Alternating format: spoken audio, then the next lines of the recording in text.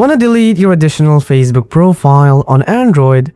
In this video, I'll show you how to remove the extra profile while keeping your main Facebook account safe.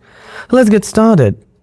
Open the Facebook app on your Android phone and open the additional profile you want to delete.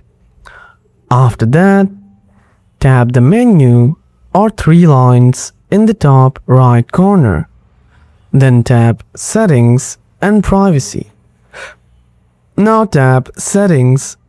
After that, tap Accounts Center at the top. Next, tap Manage Accounts. Now tap Manage.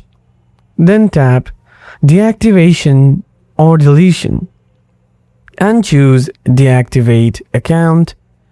Next, tap Continue. Review what happens when your account is deactivated and tap again Continue. Enter your Facebook password if asked and follow the instructions.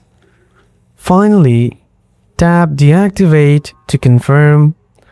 After that, your profile is hidden from others and the extra profile will be permanently removed. Your main Facebook account remains active. If you found this video useful, like and subscribe for more tutorials. Got questions? Drop them in the comments. I'm happy to help. Thanks for watching and see you in the next one.